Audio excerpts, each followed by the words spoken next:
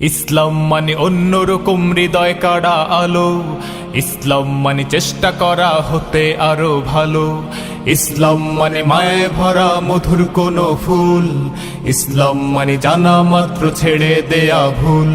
চারিদিকে শুনছি শুধু একটাই স্লোগান, ইসলাম ছিল ইসলাম আছে থাকবেই ইসলাম। ইসলাম ইসলাম ইসলাম ইসলাম ইসলাম ইসলাম ইসলাম ইসলাম। মানুষ আর মানুষ, 18 কোটি মানুষ, ঠিক কিনা?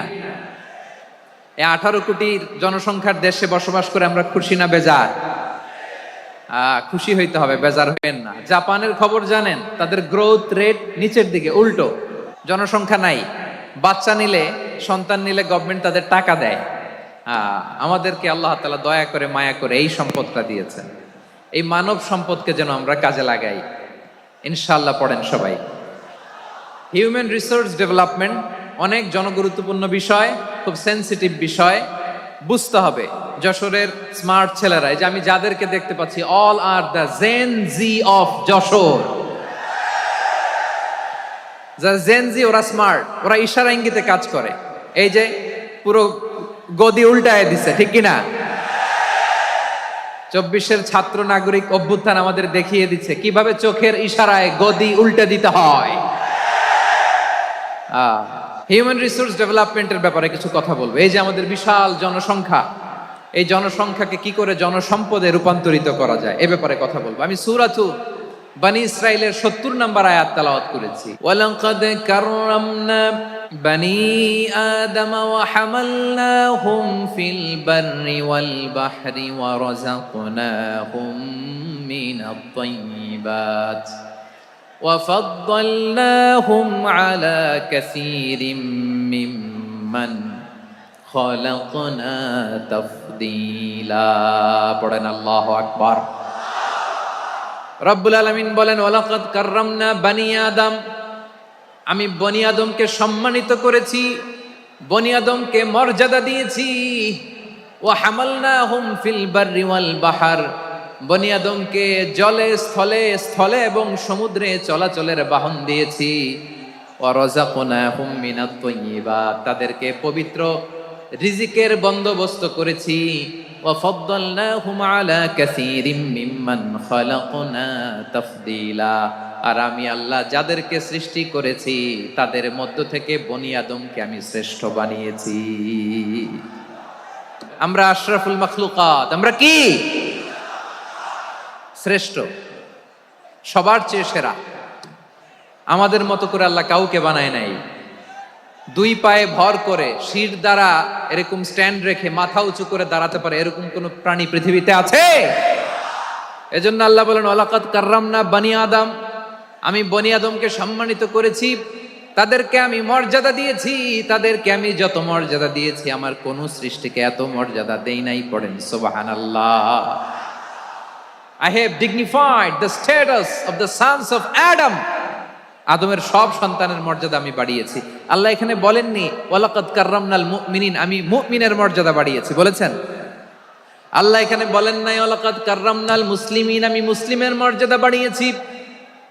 আল্লাহ বলেছেন ওয়ালাকাদ কাররামনা বনি আদম, আমি বনি আদমের সম্মান বাড়িয়েছি, হোক সে মুমিন কিংবা কাফের, মুসলিম কিংবা মুশরিক, আস্তিক কিংবা নাস্তিক, আরব কিংবা অনারব, যেই হোক না কেন, আদম সন্তান সবগুলার মর্যাদা বাড়ায় দিয়েছে কে?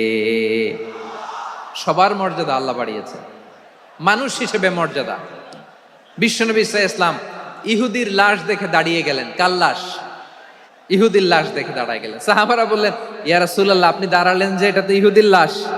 বিশ্বনবী বললেন, আওয়ালাইসাত নাফসান, এটা কি মানুষ নয়? এটা হোক ইহুদি হোক খ্রিস্টান, এটা তো মানুষ। আমি মানুষ দেখে দাঁড়িয়েছি। আই স্যালিউট দ্য হিউম্যানিটি, আমি মানবতাকে সম্মান করেছি। পড়েন সুবহানাল্লাহ। তাহলে এই জমিনে মানুষের মর্যাদা বেশি, হোক আস্তিক হোক নাস্তিক, হোক মুমিন কিংবা কাফের। আদমের সন্তান হলে, মানুষ হলেই তার মর্যাদা বাড়িয়েছে কে? আমার কলিজার টুকরা যশোরের ভাইয়েরা, মানুষের মর্যাদা আল্লাহ এত বাড়িয়েছেন, মানুষ জীবিত থাকলেও যেমনি মর্যাদাবান, মরে গেলেও মর্যাদাবান। সুবহানাল্লাহ পড়েন।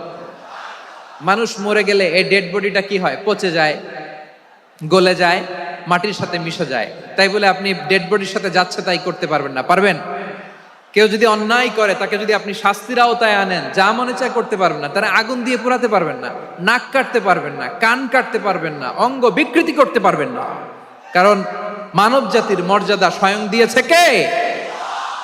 পচে যাবে, গলে যাবে। তারপরে ইসলাম বলে না, খবরদার, এই মরা লাশটারও একটা মর্যাদা আছে না নাই?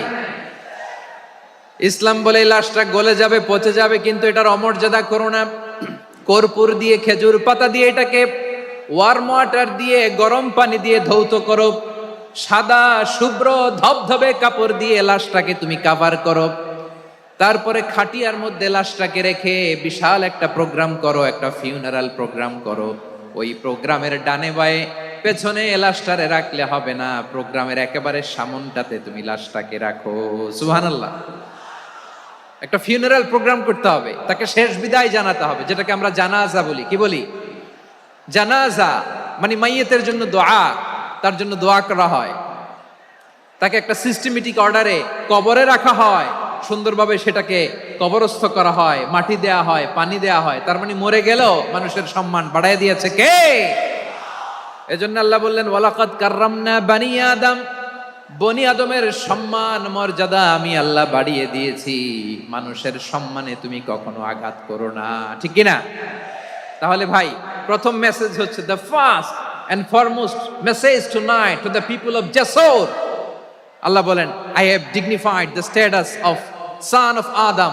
আমি বনি আদম সবার মর্যাদা বাড়িয়ে দিয়েছি। হোক আস্তিক নাস্তিক, হোক কাফের কিংবা মুশরিক, তার মর্যাদা বাড়াই দিছে কে? যখন বন্যা হয় আমরা ত্রাণ নিয়ে যাই, আমরা শুধু মুসলমানদেরকে ত্রাণ দেই নাকি? হ্যাঁ, আমরা মুসলমানকেও দেই, অমুসলমানকেও দেই, হিন্দুকেও দেই, বৌদ্ধকেও দেই। যেখানেই মানবতা বিপন্ন সেখানে ইসলামের হেল্পিং হ্যান্ড আছে না নাই? সুবহানাল্লাহ। কি দিন আমরা পেয়েছি, কি বিধান আমরা পেয়েছি। ওয়ালাকাদ কাররামনা বানি আদম, আমি বনি আদমকে সম্মানিত করেছি। এরপর আল্লাহ বললেন ওয়া হামালনাহুম ফিল বাররি ওয়াল বাহর, মানুষকে স্থলে এবং সমুদ্রে চলাচলের বাহন আমি দিয়েছি। স্থলে কিভাবে চলবে, জলে কিভাবে চলবে, এই বাহনের ব্যবস্থা করেছে কে? সেন্ট্রাল থেকে, সেন্ট্রালি যে ইনস্ট্রাকশন আসবে, সেই ইনস্ট্রাকশনের এক চুল আমরা ডানে বায়ে যাব না। এইটা গণজাগরণের জন্য এইটা দরকার, ইসলামী বিপ্লবের জন্য এইটা দরকার।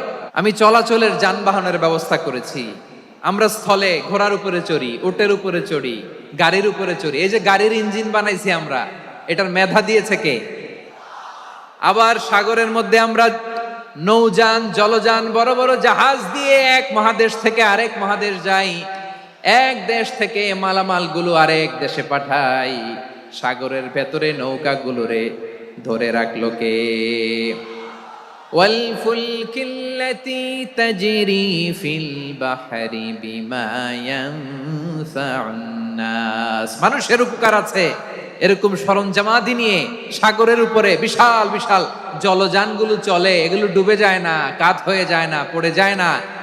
এগুলোকে স্থিতিস্থাপকতাকে ঠিক করে রাখলো কে? আপনারা জাহাজ দেখেছেন? জাহাজ, হ্যাঁ, বাড়ি চট্টগ্রাম হইলে দেখতে পারতেন। দেখছেন? বিশাল বিশাল জাহাজ, বিশাল জাহাজ মালামাল নিয়ে এক মহাদেশ থেকে আরেক মহাদেশে যায়। গত মাসে আমার জাপান সফর ছিল।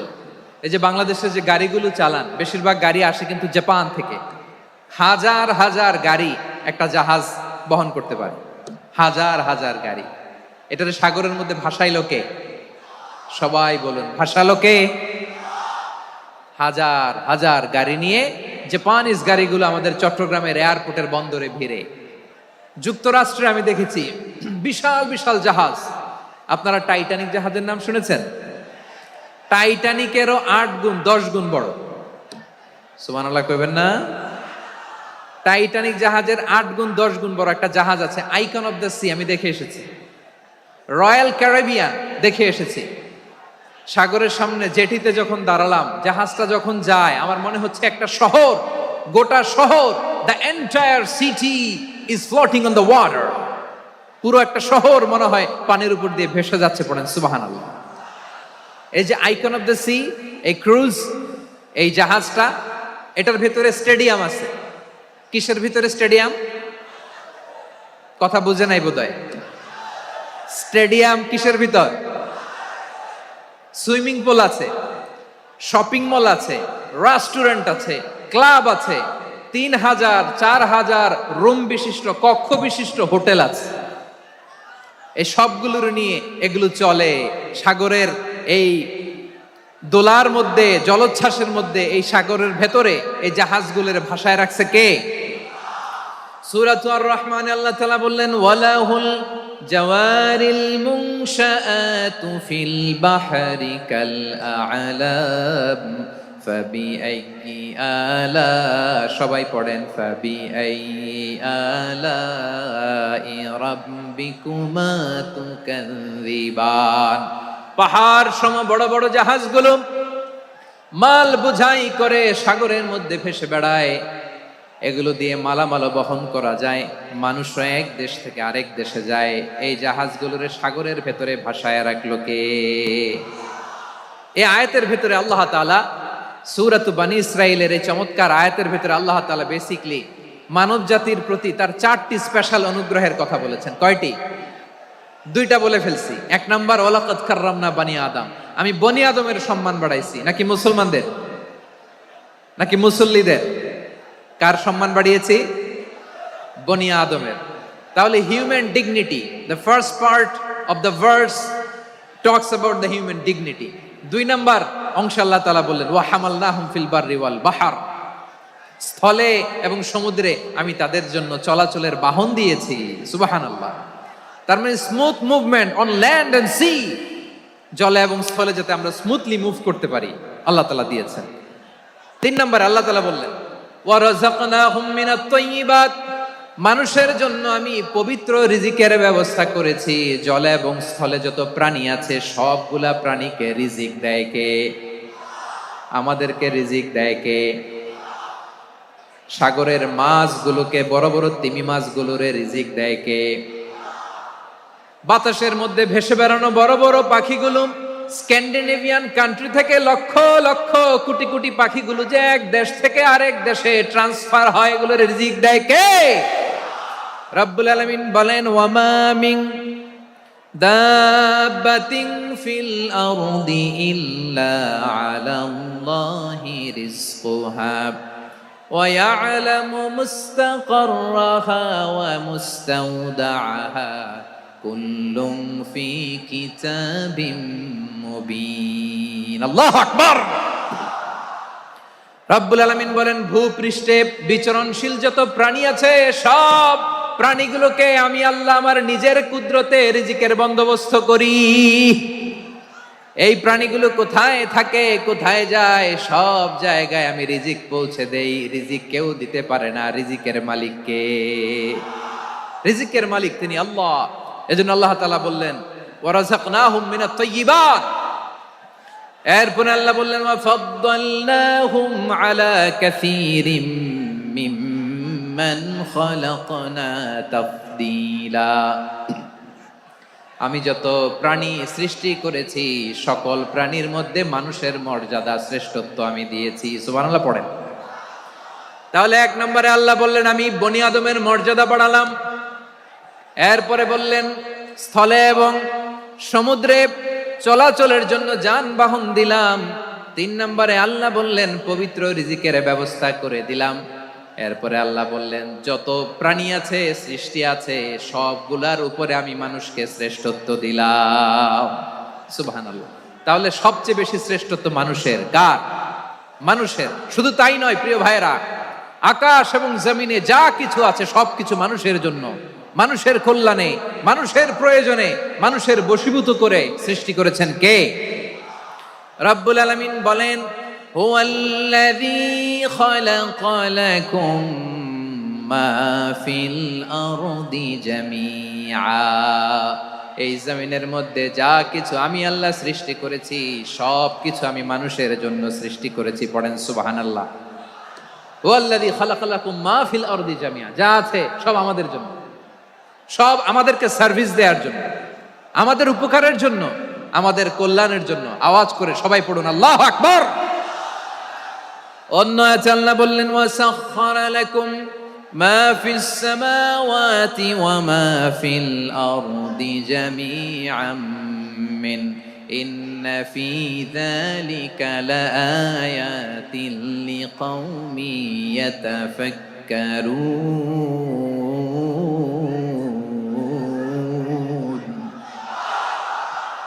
প্রথমে আল্লাহ বললেন জমিনে যা আছে সব তোমাদের কল্যাণে আমি সৃষ্টি করলাম। এরপরে আল্লাহ বললেন আকাশেও যা আছে সব তোমাদের জন্য সৃষ্টি করলাম, তোমাদের অনুগত বানায় দিলাম। পড়েন সুবহানাল্লাহ। মানুষের কি ব্রেইন দেখেন, মানুষ জমিন ছেড়ে আকাশে চলে যায়। পাখি দেখে মানুষের শখ হলো পাখি যেহেতু উঠতে পারে আমরাও পারবো। অরবিল রাইট, উইলবার রাইট, দুই ভাই মিলে আঁকাঝোঁকা করতে করতে করতে করতে প্লেন বানায় ফেললো। কোন সুবহানাল্লাহ।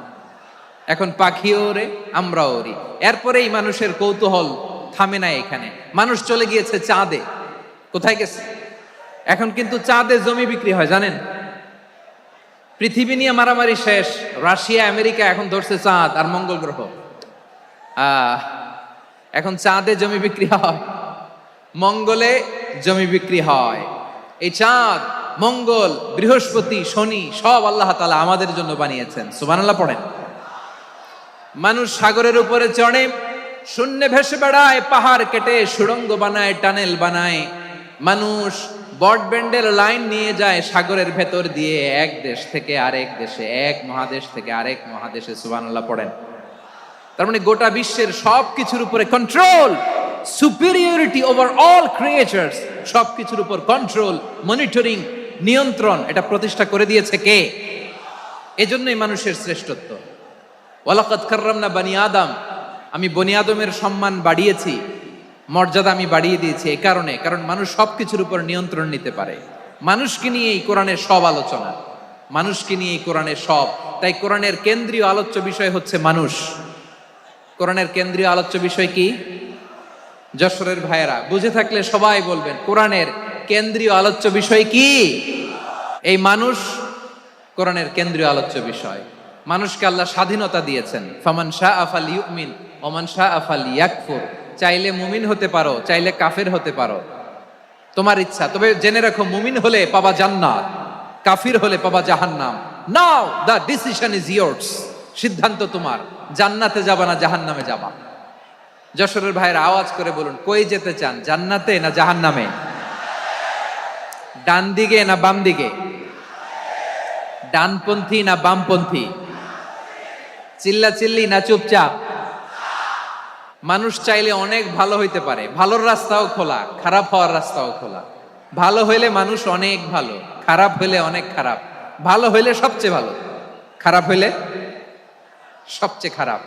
এজন্য সিদ্ধান্ত আপনাকে নিতে হবে। আল্লাহ তাআলা বলছেন লাকাদ খালাকনাল ইনসানা ফি আহসানি তাকওয়িম সুম্মা রাদাদনাহু আসফালা সাফিলিন। আমি মানুষকে অনেক সুন্দর অবয়বে, সুন্দর আকৃতিতে সৃষ্টি করেছি। তার শুধু চেহারার ডিজাইনটাই সুন্দর নয়, তার ব্রেনটা বড্ড সুন্দর, তার মানসিকতা বড্ড সুন্দর, তার সৃজনশীলতা বড্ড সুন্দর। পড়েন সুবহানাল্লাহ। আমাদের চেহারা, অবয়ব, ডিজাইন যে সুন্দর তা না, আমাদের ব্রেনটা অনেক সফিস্টিকেটেড ব্রেন, অনেক সফিস্টিকেটেড। এই 1.5 কেজি ব্রেন ইউজ করে মানুষ গোটা বিশ্বে সভ্যতা বিনির্মাণ করেছে, ঠিক কিনা? এই ব্রেন আল্লাহ তাআলা আমাকে দিয়েছে। এটারে কাজে লাগালে, আপনার 6 সেন্স কাজে লাগালে আপনি অনন্য মানুষ হয়ে উঠবেন, মহামানবে রূপান্তরিত হবেন। মানুষ হতে পারে, চাইলেই মহামানব হতে পারে। আবার যদি মানুষ চায় খারাপও হতে পারে। আল্লাহ বললেন শুধু ভালোই না, ভালো হতে চাইলে অনেক ভালো তুমি হতে পারো, আবার খারাপ হতে চাইলে অনেক খারাপ তুমি হতে পারো। সুম্মা রাদাদনাহু আসফালা সাফিলিন।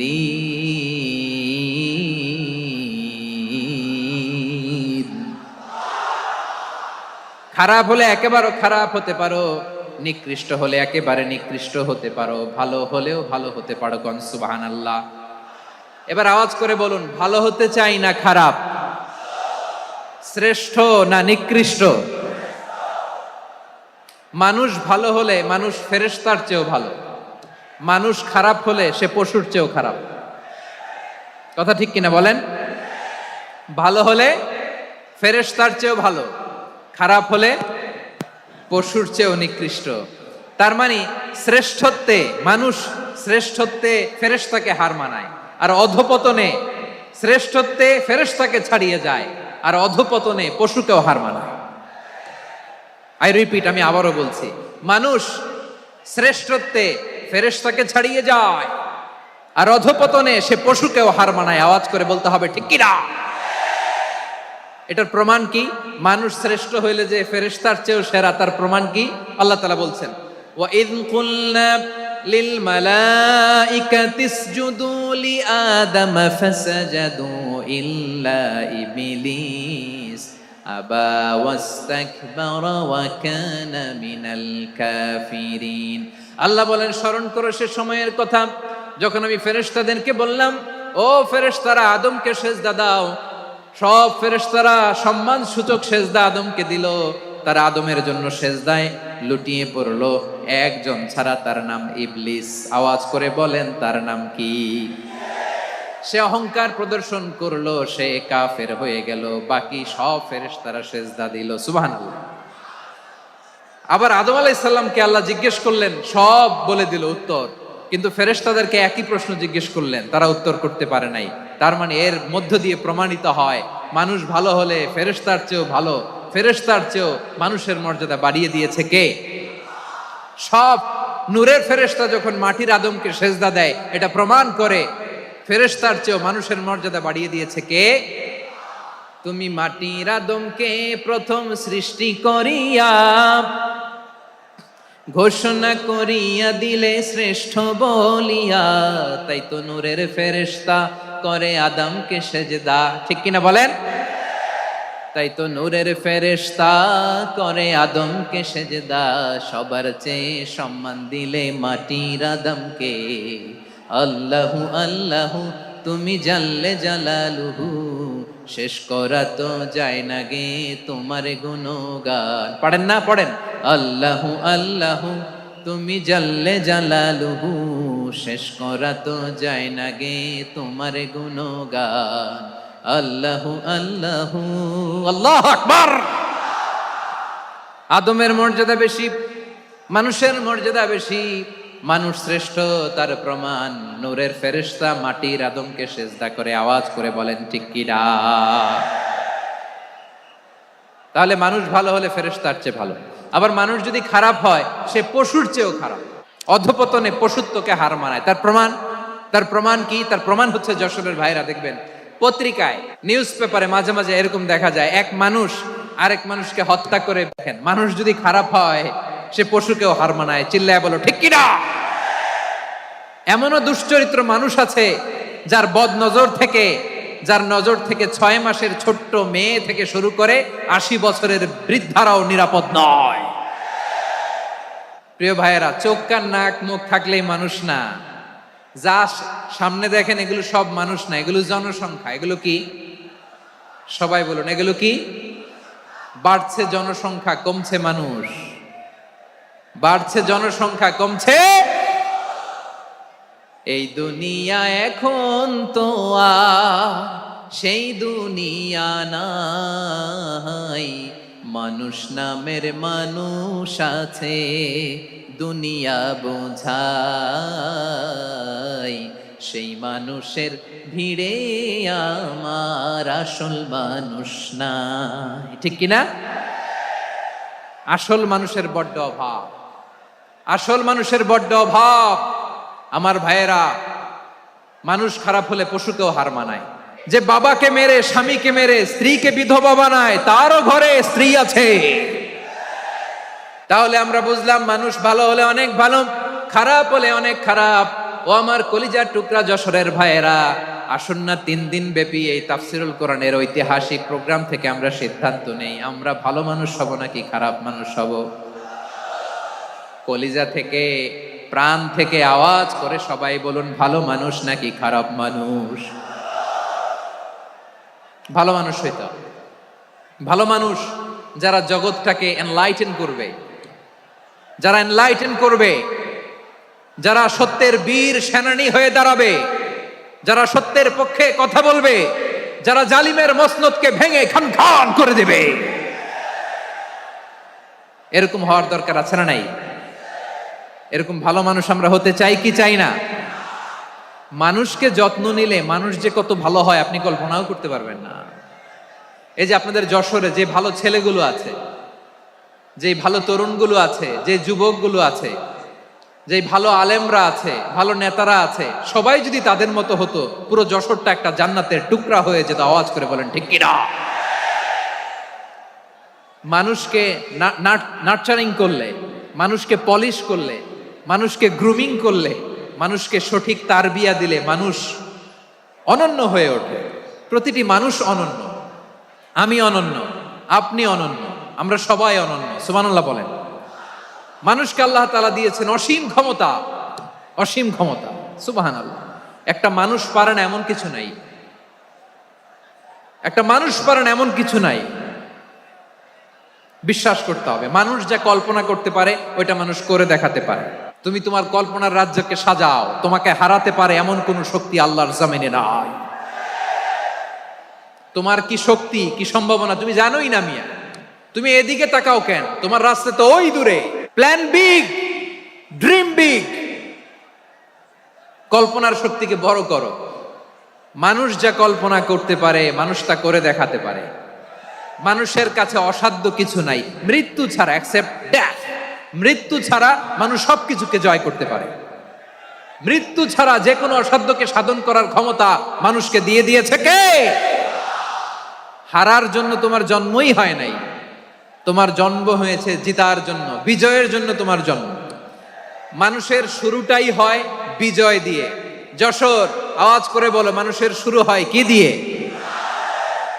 আমরা যখন আমার পিতার পৃষ্ঠদেশে ছিলাম, পিতার পৃষ্ঠদেশ থেকে শুক্রাণু যখন মায়ের গর্ভদেশে যেয়ে পড়ে, কতটা শুক্রাণু ভ্রমণ শুরু করে জানো? 20 কোটি শুক্রাণু।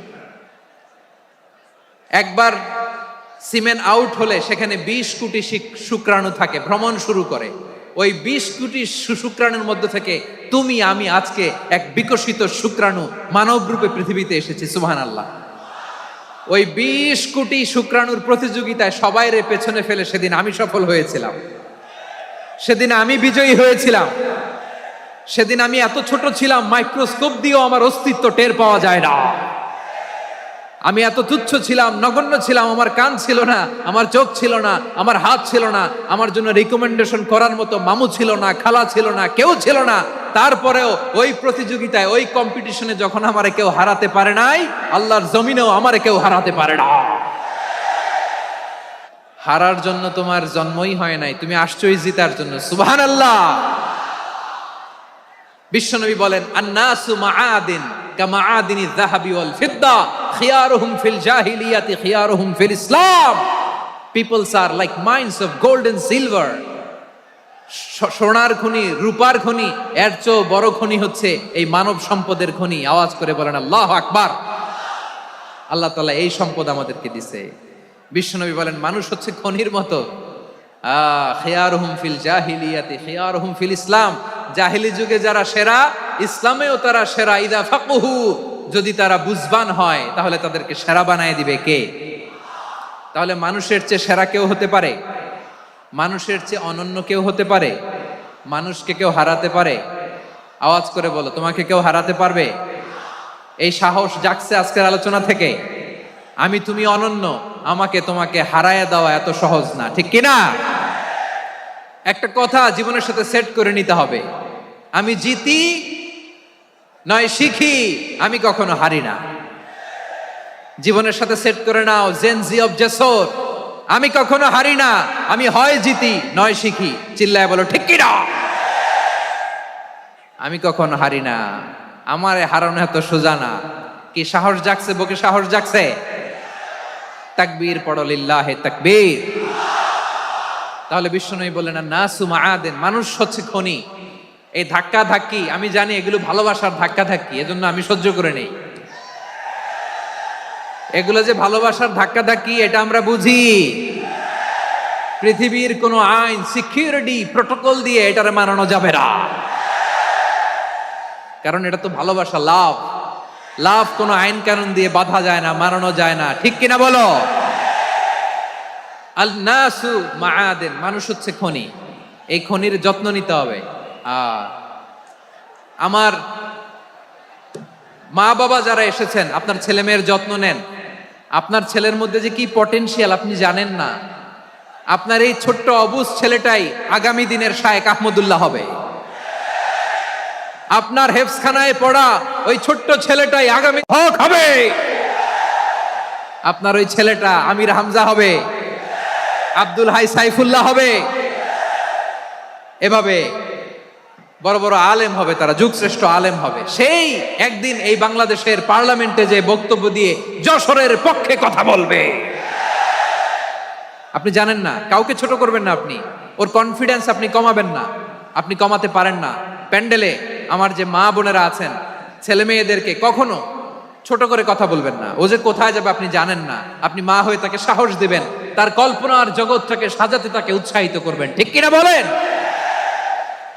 আর আমার প্যান্ডেলের আমার প্রিয় শ্রদ্ধাশীলা মায়েরা বোনেরা, আপনারা তো আরো দামি সম্পদ।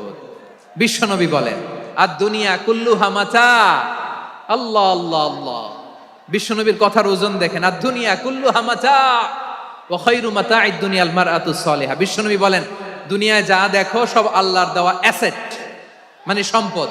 আর এত অ্যাসেটের ভিড়ে সবচাইতে শ্রেষ্ঠ সম্পদ হচ্ছে নেককার নারী। ভাইয়েরা বোনের সাথে খারাপ আচরণ করো না, সন্তান মায়ের সাথে খারাপ আচরণ করো না। আমাদের মায়েরা আমাদের asset, they are our priceless asset. কারণ এই মায়েদের পেটে এসেছে আল্লাহর ওলিরা, এই মায়েদের পেটে এসেছে খান জাহান আলী, এই মায়ের পেটে এসেছে শাহজালাল ইয়ামানি, এই মায়ের পেটে এসেছে আল্লাহর সব নবীরা। নাকি নবীরা আকাশ থেকে ধপ করে জমিনে নেমে আসছে? মায়ের পেটে আসছে। এই মায়ের পেটগুলো খনি। আমার সম্মানিতা মায়েরা বোনেরা, নিজেকে ইসলাম দিয়ে সাজান, নিজেকে পবিত্র রাখুন, নিজের আব্রু ইমান ইজ্জতের হেফাজত করুন, কোরআন পড়ুন, সুন্নাহ পড়ুন। আপনি জানেন না আপনার গর্ভে কে আসছে, কোন ক্ষণজন্মা পুরুষকে আল্লাহ তাআলা আপনার গর্ভে পাঠাবে আপনি জানেন না। মায়েরা নিজেদেরকে পবিত্র রাখুন, ইসলাম চর্চা করুন, কোরআন চর্চা করুন, নৈতিকতা দিয়ে নিজেকে সাজান। যশোরের জেনজি, নিজেদেরকে প্রস্তুত রাখো আগামীর বাংলাদেশের জন্য। নৈতিকতা, মোরালিটি, ভ্যালিউজ দিয়ে নিজেকে সাজাও, ইসলাম দিয়ে নিজেকে সাজাও। কারণ আগামীর বাংলাদেশ ইসলামের বাংলাদেশ। বাংলাদেশের আসল পরিচয় ইসলাম। বাংলাদেশের আসল পরিচয় কি? বাংলাদেশের আসল পরিচয় কি? এই ইসলাম নিয়ে আমরা সংসদ ভবন সাজাবো, রাজি আছি না নাই? শেকড় ভুলে যাওয়া যাবে না। আমরা ধাপে ধাপে শারিয়া আইনের দিকে যাব ইনশাআল্লাহ, কিন্তু জঙ্গিবাদ দিয়ে নয়, কট্টর পন্থা দিয়ে নয়। আমরা ইন্টেলেকচুয়ালি, গ্রাজুয়ালি, ধাপে ধাপে শারিয়া আইনের দিকে মুভ করব ইনশাআল্লাহ। বলো লিল্লাহি তাকবীর। এদেশের আসল পরিচয় সবাই বলে না, আওয়াজ করে, এদেশের আসল পরিচয়। এদেশে আজান শুনে সূর্য ওঠে শহর গ্রামে, এদেশে আজান শুনে সূর্য ডুবে সন্ধ্যা নামে, এদেশে সকল কাজে সবাই বলে বিসমিল্লাহ, এদেশে ভালো কিছু দেখে শুনে হাসি মুখে সবাই বলে মাশা আল্লাহ, সুবহানাল্লাহ সুবহানাল্লাহ সুবহানাল্লাহ সুবহানাল্লাহ সুবহানাল্লাহ সুবহানাল্লাহ সুবহানাল্লাহ সুবহানাল্লাহ। ও নবীন তরুণ, তোমার কিসের এত ভয়? জেনে রেখো বাংলাদেশের আসল পরিচয়। বাংলাদেশের আসল পরিচয় ইসলাম। আওয়াজ তুলে বলো, আসল পরিচয় কি?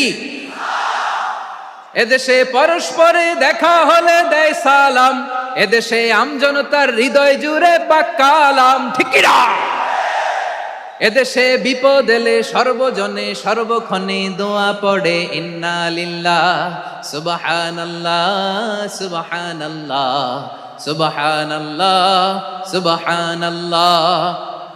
এদেশে আজান শুনে সূর্য ওঠে শহর গ্রামে, এদেশে আজান শুনে সূর্য ডোবে সন্ধ্যা নামে, এদেশে সকল কাজে সবাই বলে বিসমিল্লাহ, এদেশে ভালো কিছু দেখে শুনে হাসি মুখে সবাই বলে মাশা আল্লাহ, সুবহানাল্লাহ। আওয়াজ করে সুবহানাল্লাহ, সুবহানাল্লাহ, সুবহানাল্লাহ, সুবহানাল্লাহ। সবাই একসাথে সুবহানাল্লাহ, সুবহানাল্লাহ, সুবহানাল্লাহ, সুবহানাল্লাহ। এদেশের আসল পরিচয় কি?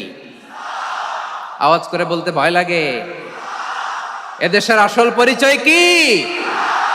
ইসলাম দিয়ে আমাদের সংসদ ভবন চলুক, আমরা চাই কি চাই না?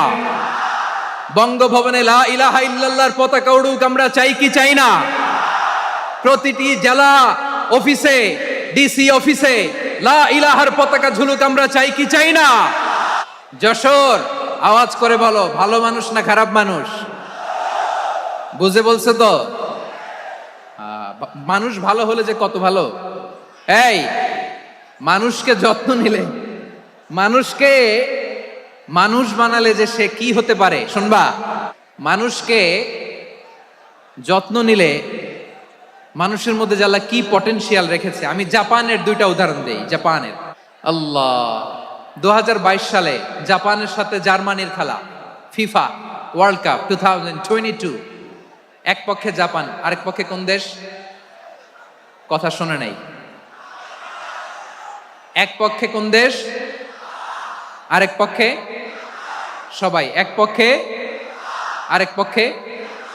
ওই খেলায় জিতেছিল জাপান, জিতেছিল 22 সালের এই ফিফা ওয়ার্ল্ড কাপে। জাপান ফুটবল খেলায় জিতে, as a part of their celebration তারা খেলার পরে পুরো স্টেডিয়ামটারে ক্লিন করে, the fan base of Japan, lakh lakh মানুষ খেলা দেখতে যায়, তো এত ডাস্টবিনও তো নাই, তো যারা ডাস্টবিনে জায়গা পায় নাই তারা এই যে চকলেটের প্যাকেট, পানির বোতল, চিপসের প্যাকেট তারা এদিকে সেদিকে রেখে দিয়েছে।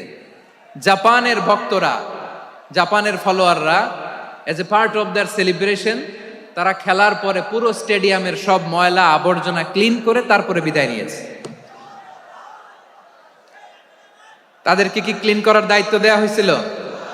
এই যশোর, জাপানের যে ছেলেরা খেলা দেখতে গেছিল ওদেরকে কি ক্লিন করার দায়িত্ব দিছিল? তারা কি স্টেডিয়ামের পরিচ্ছন্নতা কর্মী? তাদের আকল, তাদের সিক্স সেন্স তাদেরকে বলেছে। ছোটবেলা থেকে জাপান গভর্নমেন্ট ওদেরকে এত পরিচ্ছন্নতা শেখায়, ক্লিনলিনেস অ্যাওয়ারনেস ক্যাম্পেইন করায়। ক্লাসে আমি দেখেছি, ক্লাসে নিজের বেঞ্চ নিজে মুছে, ক্লাসের মাঝখানে একটা সময় দেয়, নিজের টেবিল নিজে মুছে, নিজের ক্লাসরুমটা নিজে পরিষ্কার করে। রাস্তাঘাটে একটা ধুলা নাই, ময়লা নাই, একটা টিস্যু নাই। খেলার পরে গোটা বিশ্বকে তাক লাগিয়ে দিয়েছে। জাপানের ফ্যানরা সবার রেখে যাওয়া গার্বেজ, টিস্যু, বোতল পরিষ্কার করে তারপরে স্টেডিয়াম থেকে বিদায় নিয়েছে। আমরা কেন এমন হইতে পারলাম না? আমরা কেন এমন হইতে পারলাম না? জাপানের যারা এগুলো করছে ওদের 3টা করে চোখ না? চোখ তো 3টা, জাপানো লাগো। জাপানো লাগো হাত তো 4টা, কান তো 6টা। হ্যাঁ, নাকি আমার মতো 2 হাত 2 কানওয়ালা মানুষ?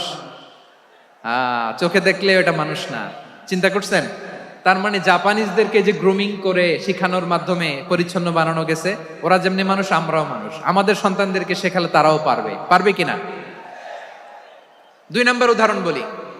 চট্টগ্রাম ফেনীতে যারা গিয়েছেন, মেঘনা গোমতী ব্রিজ প্রকল্প নাম শুনছেন? মেঘনা একটা ব্রিজ পার হওয়া লাগে। এই মেঘনা গোমতী, এখানে 3টা ব্রিজ, কাঁচপুর সহ এই 3টা ব্রিজের নির্মাণ কাজ, রেনোভেশনের কাজ দেয়া হয়েছিল জাপানের একটা কোম্পানিকে। কাকে? জাপানের কোম্পানি। নির্মাণ শেষে 738 কোটি টাকা বেঁচে গেছিল, এটা গভর্নমেন্টের হাতে দিয়ে তারা বিদায় নিয়েছে। কত টাকা? 738 কোটি টাকা। যত প্রাক্কলিত ব্যয় নির্ধারণ করা হয়েছে সব টাকা সরকার, তৎকালীন সরকার 2019-এর সরকার, কারা ছিল তো জানেন? এই 2019-এর সরকার তাদেরকে দিয়েছে।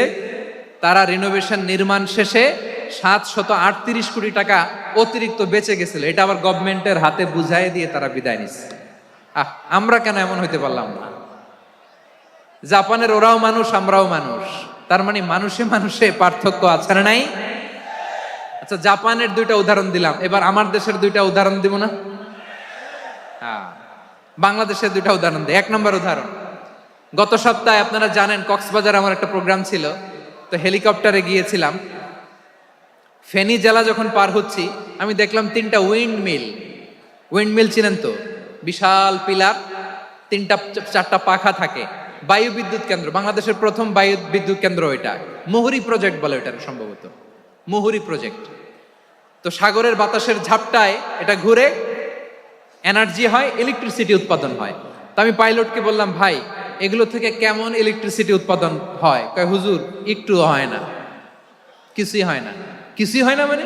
বলে হুজুর বাংলাদেশে যত উইন্ড মিল আছে এটার পাখা একটাও ঘুরে না।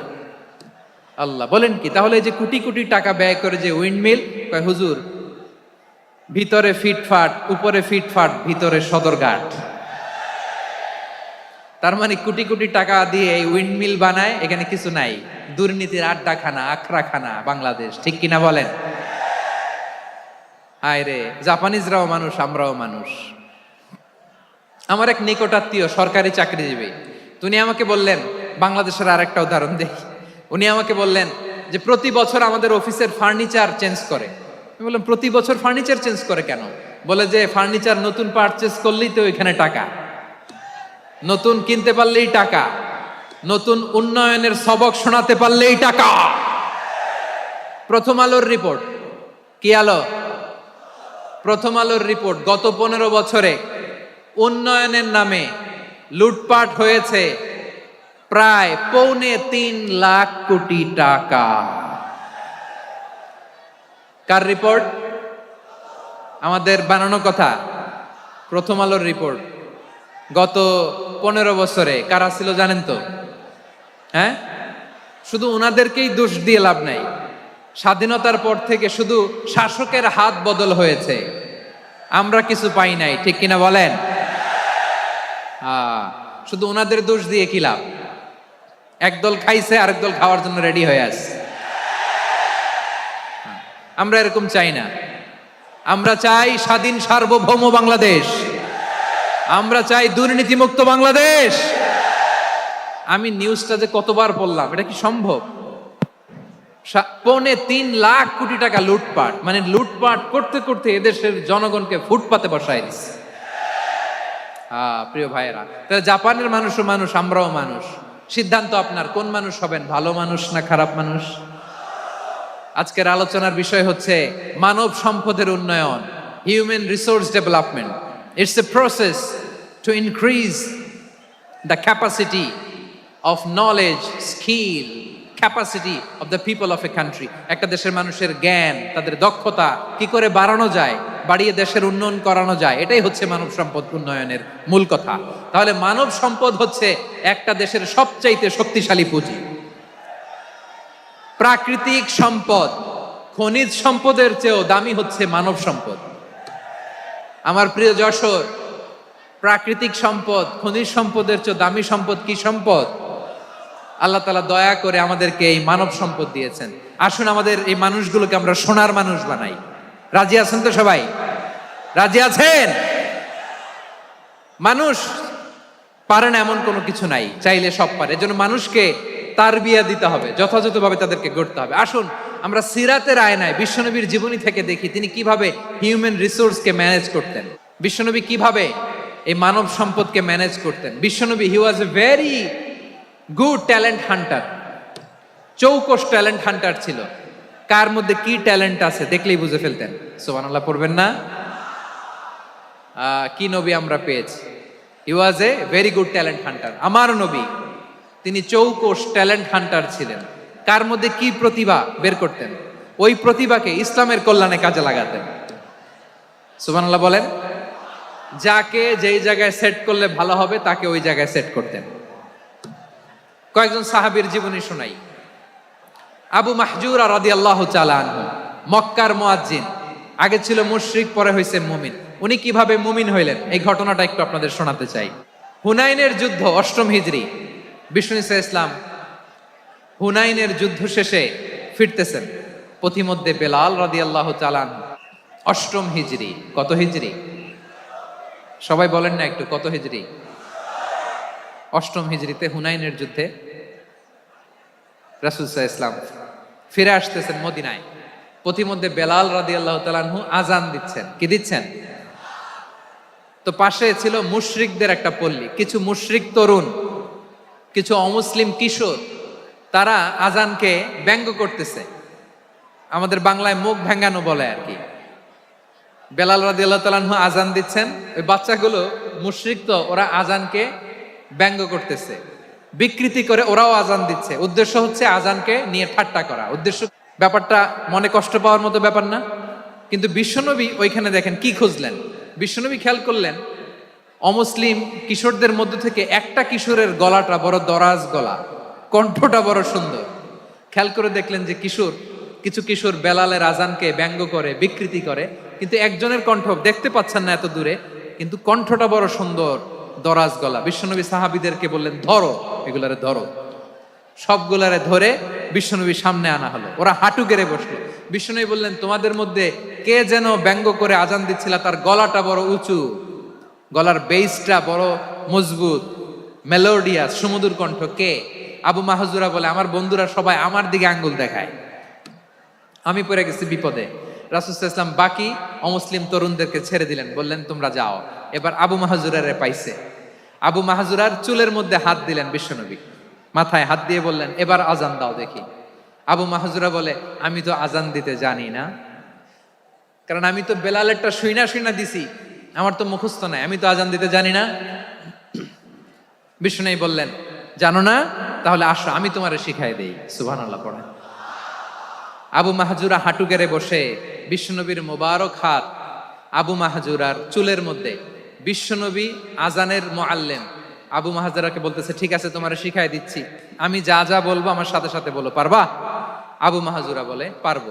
বিশ্বনবী আজান দিচ্ছেন মাথায় হাত দিয়ে, আল্লাহু আকবার, আল্লাহু আকবার। আবু মাহজুরা এই বাক্যটা পড়লেন। বিশ্বনবী দ্বিতীয় বাক্য পড়তে আরম্ভ করলেন, আল্লাহু আকবার,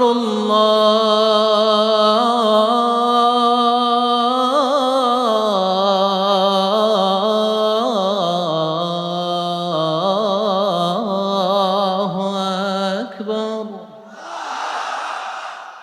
আবু মাহজুরা এই বাক্যটা বললেন। বিশ্বনবী আবু মাহজুরার মাথার মধ্যে হাত দিয়ে তৃতীয় বাক্য পড়লেন,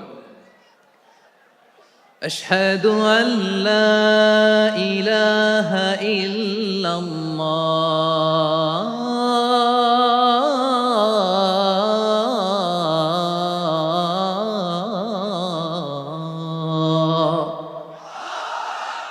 আবু মাহজুরা তৃতীয় বাক্য পড়লেন। বিশ্বনবী একটা বাক্য পরে আবু মাহজুরা পরে, বিশ্বনবী পরে আবু মাহজুরা পরে। আবু মাহজুরা কিন্তু অমুসলিম, মুশরিক। আবু মাহজুরা বলে, এক একটা বাক্য পড়ি আমার কলিজাটা গলে ঠান্ডা হয়ে যায়। এতদিন মোহাম্মদকে গালি দিতাম, এখন মোহাম্মদ আমার মাথায় যখন হাত রাখছে আমার সারা শরীর ঠান্ডা হয়ে গেছে। বিশ্বনবী আজান শিখাচ্ছেন, একটা একটা বাক্য পড়ে আবু মাহজুরাও পড়ে, বিশ্বনবী পড়ে, আবু মাহজুরাও পড়ে। পুরো বাক্যগুলো যখন শেষ, আজান শেষ, আবু মাহজুরাও যখন পুরো আজান পড়লেন, আবু মাহজুরা বললেন, এতদিন মোহাম্মদের চেহারা দেখলে আমার ঘৃণা লাগতো, আজ থেকে মোহাম্মদের চেহারার চেয়ে প্রিয় চেহারা আমার কাছে নাই। আবু মাহজুরা বললেন, ও মুহাম্মদ, আজানের বাক্য তো আপনি আমারে শেখালেন, এখানেই শেষ করবেন না, আপনি আমারে পড়ায় দেন, লা ইলাহা ইল্লাল্লাহু মুহাম্মাদুর রাসূলুল্লাহ সাল্লাল্লাহু আলাইহি ওয়াসাল্লাম। বিশ্বনবীর সাথে দাঁড়িয়ে উনি শাহাদা পড়ে মুসলমান হয়ে গেলেন। এবার আবু মাহজুরা বলে, ইয়া রাসূলুল্লাহ, ইয়া হাবিবাল্লাহ, আমি মুমিন হয়েছি, মুসলমান হয়েছি, আপনার কাছ থেকে আজান শিখার সৌভাগ্য আমি লাভ করেছি গো নবী। আমার কণ্ঠের বড় তারিফ করেছেন আপনি, আমার আজানকে আপনি পছন্দ করেছেন। একটা জিনিস আপনার কাছে চাই, আপনি আমাকে মক্কার মসজিদুল হারামের মুয়াজ্জিন হিসেবে অ্যাপয়েন্ট করে দেন। বিষ্ণু ঈসা ইসলাম বললেন, যাও আবু মাহজুরা, আমি তোমাকে পৃথিবীর শ্রেষ্ঠতম মসজিদ মক্কার মসজিদুল হারামের মুয়াজ্জিন হিসেবে অ্যাপয়েন্ট করে দিলাম। দেখছেন কিভাবে ট্যালেন্ট হান্টিং করতে হয়, কিভাবে হিউম্যান রিসোর্স, মানব সম্পদকে ব্যবহার করতে হয়। আসছিল আজানকে ভেঙাইতে, আসছিল কেন? আজানকে ব্যঙ্গ করার জন্য, বিকৃত করার জন্য। আজানকে বিকৃত করতে যে ইসলামের সবচেয়ে শ্রেষ্ঠ মসজিদের মুয়াজ্জিন হয়ে গেল। পড়েন সুবহানাল্লাহ। হযরত আবু মাহজুরা রাদিয়াল্লাহু তাআলা আনহু ওনার এই সুললিত কণ্ঠ ব্যবহার করে মসজিদুল হারামে এত সুন্দর করে আল্লাহু আকবার বলে আজান দিতেন, মানুষগুলোর, মুসল্লিগুলোর, মক্কাবাসীর হৃদয়কে তিনি বিগলিত করে দিতেন। মানুষের হৃদয়কে ঠান্ডা হয়ে যেত। শুধু এখানেই শেষ না আমার যশোরের ভাইয়েরা। বিশ্বনবী যখন সাইয়েদনা আবু মাহজুরা রাদিয়াল্লাহু তাআলা আনহুকে আজান শিখাচ্ছিলেন, বলেন তো বিশ্বনবীর হাতটা কোথায় ছিল? আবু মাহজুরার মাথার সামনে, এই চুলের উপরে ছিল। আবু মাহজুরা ওই স্মৃতিটাকে ধারণ করবার জন্য, ওই স্মৃতিকে বহন করার জন্য বিশ্বনবীর মোবারক হাত আবু মাহজুরার কপালের চুলের যেই জায়গায় লেগেছে, মৃত্যুর আগের দিন পর্যন্ত আবু মাহজুরা মাথার ওই চুলে কোনোদিন ছুরি আর কামার লাগায় নাই, সেখানে কেচি লাগায় নাই, চুলের মধ্যে খুর লাগায় নাই।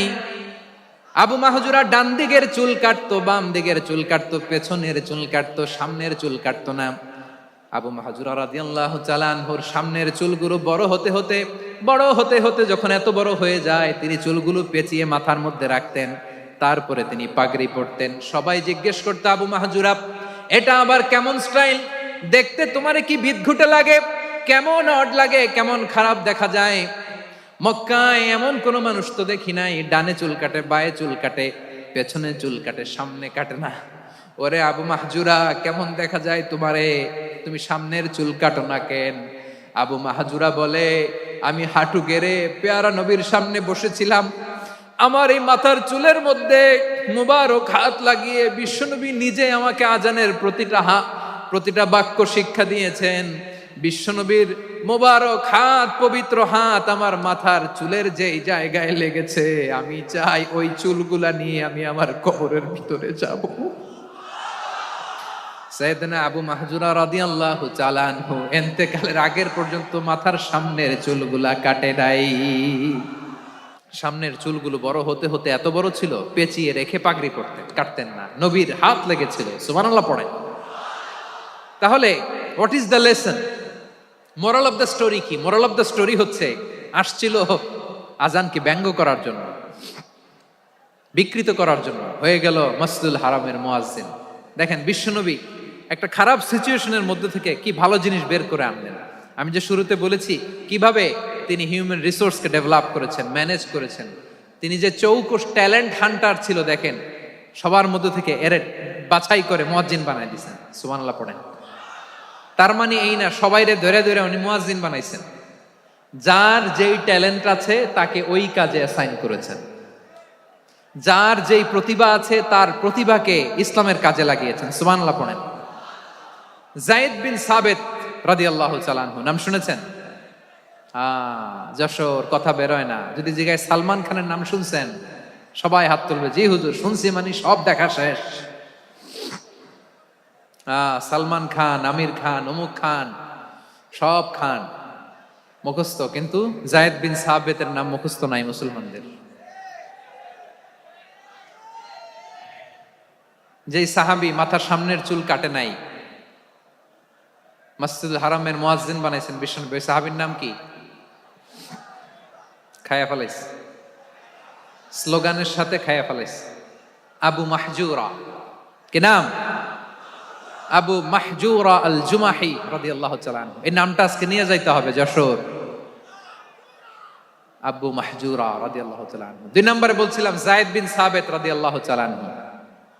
বিশ্বনবী দেখলেন মদিনার এই আনসারী সাহাবী হাইলি ট্যালেন্টেড, ইন্টেলেকচুয়াল, মেরিটোরিয়াস, জ্ঞানের প্রতি তার আকর্ষণ, মারাত্মক আকর্ষণ। বিশ্বনবী তাকে দায়িত্ব দিলেন, কোরআন যা নাজিল হয় তুমি লিখো, কাতিবুল ওয়াহি বানায় দিলেন। সুবহানাল্লাহ। যায়েদ বিন সাবিতরে আবার আজান শিখান নাই, কারণ তার মধ্যে বিশ্বনবী প্রতিভা দেখেছেন, একাডেমিক প্রতিভা। বিশ্বনবীর একাডেমিক প্রজেক্টগুলো তিনি হ্যান্ডেল করতেন। যায়েদ বিন সাবিত ছিল বিশ্বনবীর ব্যক্তিগত সচিব। কি ছিল? ব্যক্তিগত সচিব। বোঝেন নাই? বিশ্বনবীর ব্যক্তিগত সচিব এবং দোভাষী। ইহুদিরা কিছু লিখে দিলে এটার অর্থ বিশ্বনবীরে বুঝায় দিতেন, আবার ইহুদিদের কাছে কিছু লিখতে হলে তিনি লিখে দিতেন। বিশ্বনবী একদিন বললেন, ইন্নী ওয়াল্লাহি মা আমানু ইয়াহুদা আলা কিতাব। ইহুদিরা বুঝি না, আরেক ইহুদি আইনে অর্থ করা লাগে। আবার ইহুদিদের কাছে কিছু লিখে পাঠাইতে চাইলে আমরা তো লিখতে পারি না, ইহুদিরে দিয়ে লেখা লাগে। ওরা যে পয়রা শোনায় লিখে দেয়, আমি ওদের বিশ্বাস করি না। আমার নিজের একজন লোক দরকার। বিশ্বনবী এই যায়েদ বিন সাবিতকে চুজ করলেন ল্যাঙ্গুয়েজের জন্য। উনি বললেন, যায়েদ, তোমার সফট স্কিলকে ডেভেলপ করতে হবে, তুমি হিব্রু ল্যাঙ্গুয়েজ শিখে ফেলো। যায়েদ বিন সাবিত বলল, বিশ্বনবীর মোটিভেশন আর ইন্সপিরেশন পেয়ে আমি 15 দিনে ইহুদিদের এই হিব্রু ল্যাঙ্গুয়েজ শিখে ফেললাম।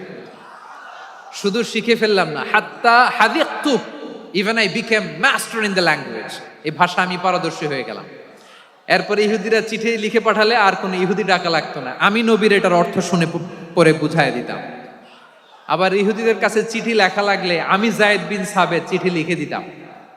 সুবহানাল্লাহ। দেখেন, এত সাহাবীর মধ্য থেকে বিশ্বনবীর একাডেমিক প্রজেক্ট, ব্যক্তিগত সচিব, দোভাষী হিসেবে তিনি যায়েদ বিন সাবিতের মতো তরুণকে নির্বাচিত করেছেন। কেমন ট্যালেন্ট হান্টার ছিল আমার নবী! সুবহানাল্লাহ পড়বেন না? বিশ্বনবীর ইন্তেকালের পরে সাইয়েদনা আবু বকর রাদিয়াল্লাহু তাআলা আনহু যখন খলিফা হয়ে আসলেন, কোরআনকে সংকলনের দায়িত্ব দেয়া লাগবে, কোন সাহাবীকে দিবেন? সব সাহাবারা মিলে পরামর্শ করলেন। সাইয়েদনা আবু বকর, ওমর সবাই মিলে এই বিশাল কোরআন সংকলনের গুরু দায়িত্ব বিশ্বনবীর ব্যক্তিগত সচিব, বিশ্বনবীর দুভাষী, বিশ্বনবীর সিলেক্ট করাই লোক যায়েদ ইবনে সাবিত রাদিয়াল্লাহু তাআলা আনহুকে দিয়েছে। কোরআনের কপি তো আজকে এখানে রাখে নাই। এই যে আজকের যে কোরআন পড়েন, এটা আগে এরকম ছিল না। কোরআন নাজিল হলে সাহাবারা চামড়ার, ওটের চামড়ায় লিখে ফেলতো, ওটের চ্যাপ্টা হাড্ডির মধ্যে লিখে ফেলতো, গাছের গুড়ির মধ্যে লিখে ফেলতো, বিভিন্ন জনের কাছে ছড়ানো ছিটানো ছিল।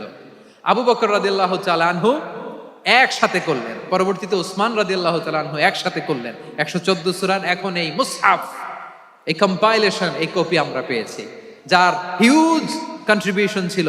এই পুরো কোরআন কম্পাইলেশনের প্রজেক্ট ম্যানেজার ছিল যায়েদ বিন সাবিত রাদিয়াল্লাহু তাআলা। কোরআন কম্পাইলেশনের প্রজেক্ট ম্যানেজার। দেখেন, উনারে মাথায় হাত দিয়ে আজান শিখায় নাই। সুবহানাল্লাহ কইবেন না? তাহলে প্রথম সাহাবী আবু মাহজুরাকে মুয়াজ্জিন বানাইলেন, যায়েদ বিন সাবিতকে ব্যক্তিগত সচিব আর দোভাষী বানালেন, মুসআব ইবনে উমাইর রাদিয়াল্লাহু তাআলা আনহুকে ইসলামের প্রথম অ্যাম্বাসেডর বানালেন। তাহলে তৃতীয় নাম্বার একজন সাহাবীর নাম বলছি, Musab ibn Umair. He was the first ambassador in Islam. ইসলামের প্রথম ডিপ্লোম্যাট, প্রথম কূটনৈতিক, ইসলামের প্রথম কূটনৈতিক, ইসলামের প্রথম ডিপ্লোম্যাট, প্রথম অ্যাম্বাসেডর মুসআব ইবনে উমাইর। মক্কার তরুণ যুবক, উনি পারফিউম লাগাইলে মানুষ দেখলেই বুঝতো এটা মুসআব লাগাইছে। এমন ড্যাশিং ফেসের ছিল, এমন স্মার্ট ড্যাশিং ফেস, এমন পার্সোনালিটির মানুষ ছিল মুসআব রাদিয়াল্লাহু তাআলা। কারণ যিনি ইসলামের স্পোকম্যান হবেন, মুখপাত্র হবেন, তার স্মার্ট হওয়ার দরকার আছে না নাই? আকাবার প্রথম শপথ যখন হলো, তাদের সাথে বিষ্ণু ইসা ইসলাম মদিনাতে একজন মুখপাত্র পাঠালেন, ডিপ্লোম্যাটকে পাঠালেন, অ্যাম্বাসেডর অফ ইসলাম। তিনি হচ্ছেন মুসআব ইবনে উমাইর। পড়েন সুবহানাল্লাহ। বিশ্বনবী দেখলেন সে অনেক স্মার্ট, তার ডেডিকেশন আছে, সিনসিয়ারিটি আছে, এবং মদিনায় যে আউস খাজরাজ গোত্রের নেতাদের সাথে ডিল করতে হবে, ইহুদিদের সাথে ডিল করতে হবে, ওখানে একজন পাক্কা জানু খেলোয়াড়ের দরকার আছে না নাই? মুসআব ইবনে উমাইর রাদিয়াল্লাহু তাআলা আনহু, ওনাকে বিষ্ণু ইসা ইসলাম চুজ করলেন। এবং বিষ্ণু ইসা ইসলামের এই চুজিংটা, এই সিলেকশনটা এত সুন্দর ছিল, তিনি মদিনাতে যে বিশ্বনবী আসার আগেই মদিনার জমিনকে তিনি উর্বর করে ফেলছেন। প্রতিটা ঘরে ঘরে কালিমার দাওয়াত তিনি পৌঁছায় দিয়েছেন। জুমার বিধান নাজিল হয়েছে, কিন্তু মক্কায় পরিবেশ নাই জুমা পালনের। বিষ্ণু ইসা ইসলাম একজনকে দিয়ে খবর পাঠালেন, যাও মদিনায় মুসাবকে যে বলো, মুসাব তো আমার শিক্ষক, আমার স্পোকম্যান, মদিনাতে যেন তারা জুমা কায়েম করে। বিশ্বনবীর আগেই মুসআব মদিনার মুসলিমদেরকে নিয়ে মদিনায় প্রথম জুমা কায়েম করে ফেলছে। কোন সুবহানাল্লাহ। ডিপ্লোম্যাটদের কেমন হইতে হয়, অ্যাম্বাসেডারের কেমন হইতে হয়, মুসআব রাদিয়াল্লাহু তাআলা আনহুর কাছ থেকে শিখে নাও। মুসআব নামটা কেমন লাগে? যশোর যাদের সন্তান হবে, ছেলে সন্তান, আমার রাস্তায় পাইলে সবাই জিজ্ঞেস করে, হুজুর একটা নাম দেন, আমার ছেলে হবে। যশোরবাসীর জন্য আমি একটা নাম দিয়ে দিলাম, নাম রাখতে হবে মুসআব। কি নাম? নামটা যাদের ভাল লাগে ছেলে সন্তান অনাগত আসবে, মনে চাইলে নাম রেখে দিবেন মুসআব রাদিয়াল্লাহু তাআলা আনহুর নামে মুসআব। তাহলে মুসআব রাদিয়াল্লাহু তাআলা আনহুকে বিশ্বনবী ল্যাঙ্গুয়েজ শিখান নাই, সফট স্কিল শিখান নাই। যায়েদ রাদিয়াল্লাহু তিনি হিব্রু ল্যাঙ্গুয়েজ শিখেছেন, সুরিয়ানি শিখেছেন, কিন্তু মুসআবকে তিনি বানিয়েছেন the spokesman of Islam, the first diplomat, the ambassador of Islam. সুবহানাল্লাহ পড়বেন না? আব্দুল্লাহ ইবনে আব্বাস রাদিয়াল্লাহু তাআলা আনহু বিশ্বনবীর কাজিন, চাচাতো ভাই। আবার মাইমুনা রাদিয়াল্লাহু তাআলা আনহু, মাইমুনা নবীর স্ত্রী, তিনি ছিলেন আব্দুল্লাহর আপন খালা। তো নবীর বউ যদি ওনার খালা হয়, নবী তার কি? বুঝে নাই, নবী তার কি? খালু। তাহলে সম্পর্ক অনেক গভীর, কাজিন আবার খালু, ছোট্ট মানুষ, তাই রাতে মাঝে মাঝে ঘরে থাকতো। বিশ্বনবী দেখলেন আব্দুল্লাহ যেহেতু আমার ঘরে ঢুকতে পারে, আব্দুল্লাহরে এই উম্মতের বড় শিক্ষাবিদ বানাইতে হবে। কথা বোঝে নাই? আব্দুল্লাহকে কি বানাইতে হবে? শিক্ষাবিদ, এডুকেটর অফ দিস উম্মাহ, এই উম্মার শিক্ষাবিদ বানাইতে হবে।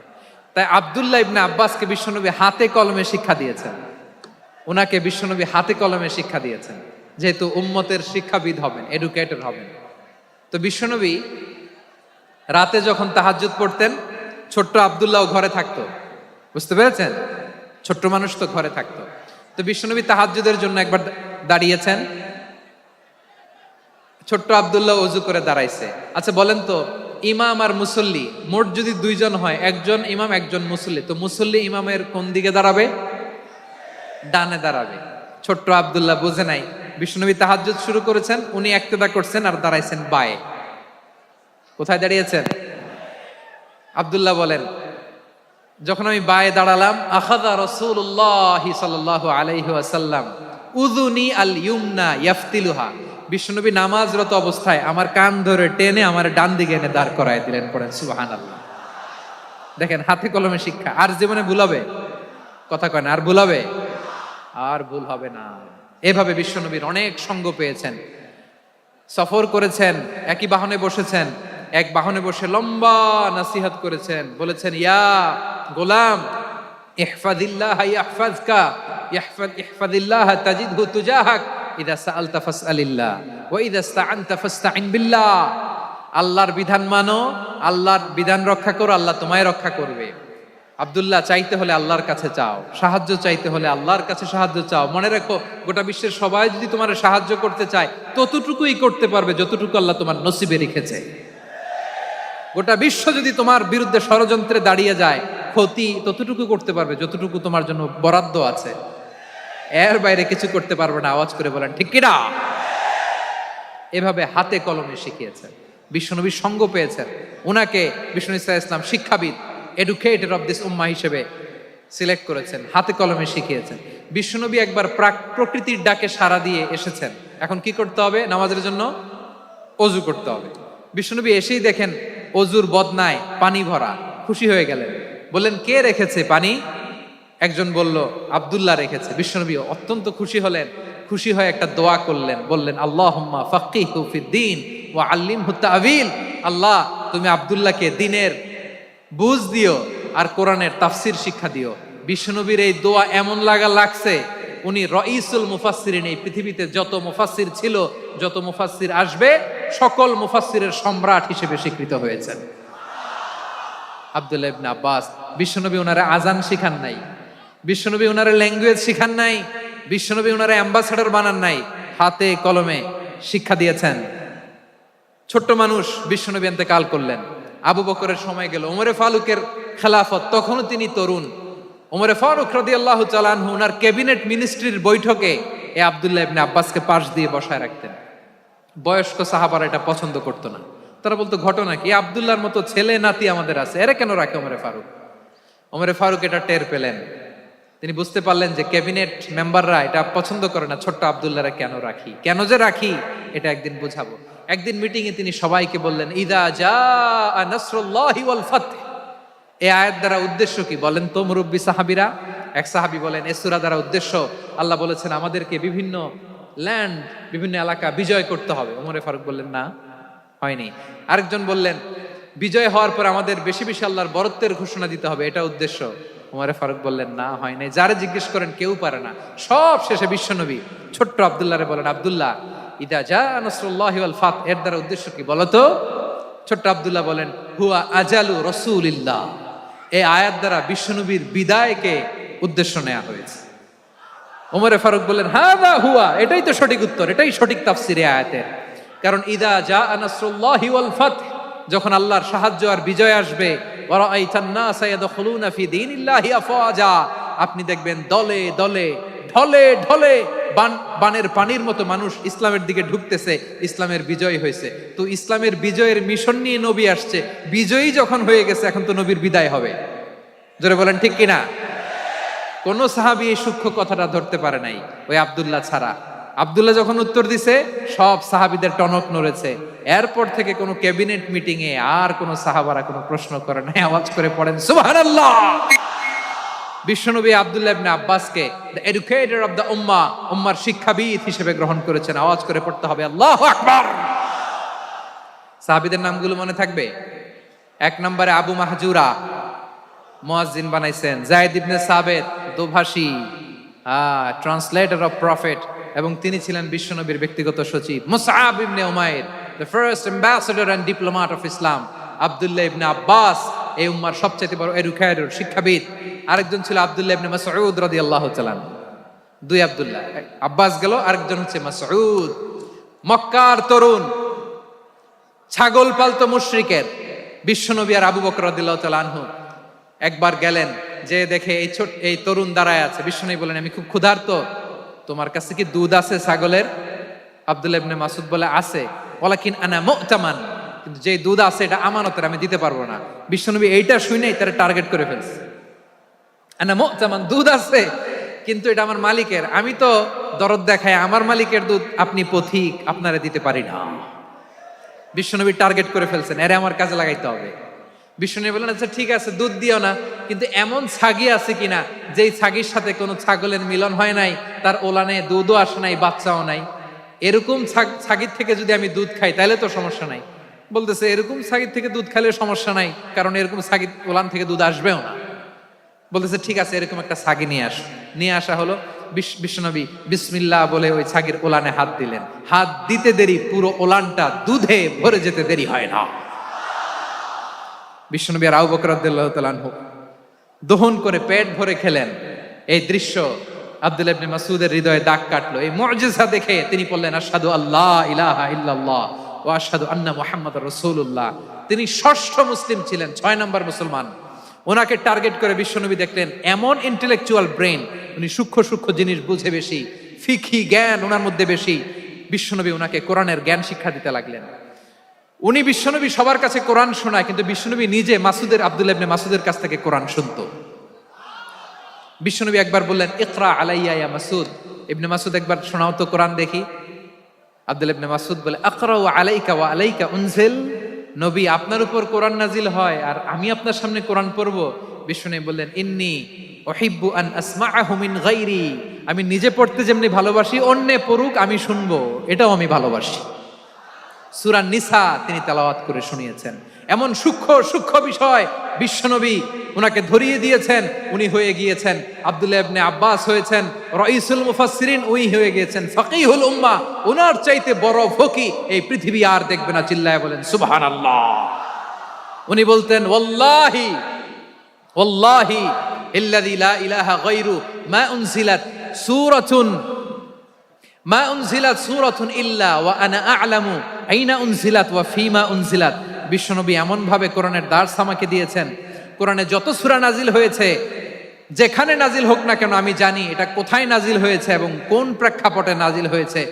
এমন একটা সূরা নাই যে সূরার কোথায় নাজিল হয়েছে আমি মাসুদের জানা নাই, কোন প্রেক্ষাপটে নাজিল হয়েছে আমার জানা নাই। এরকম ঘটবে না। চিল্লায় বলেন আল্লাহু আকবার। এই আব্দুল্লাহ ইবনে মাসউদ রাদিয়াল্লাহু তাআলা আনহু ওমর ফারুকের সময় কুফার চিফ জাস্টিস ছিলেন। কুফা নগরীর চিফ জাস্টিস বোঝেন নাই? বিচারপতি। কি ছিলেন? সবাই বলে নাই, কি ছিলেন? বিচারপতি ছিলেন। এবং ওনার যে ফিকহি জ্ঞানের ধারা, এটাই আলকামা, ইব্রাহিম আন-নাখাই, হাম্মাদ ইবনে সুলাইমান হয়ে ইমাম আবু হানিফা পর্যন্ত পৌঁছেছে।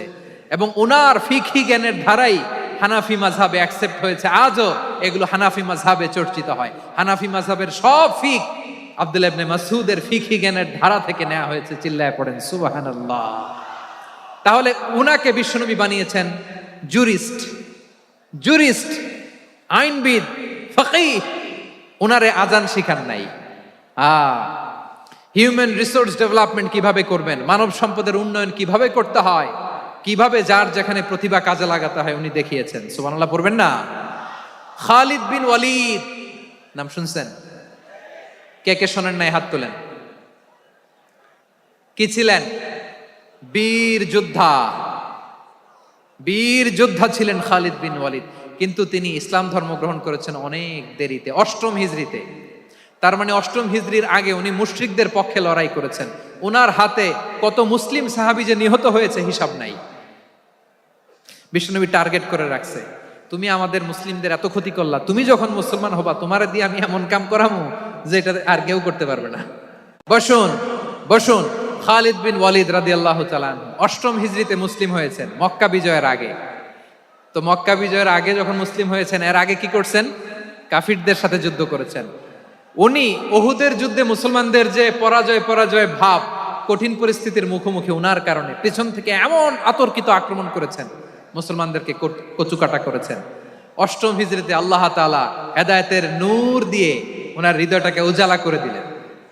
লা ইলাহা এটা এমন বাণী যার হৃদয়ে একবার টাচ খাবে, এইটা থেকে সে আর পালিয়ে বেড়াতে পারে।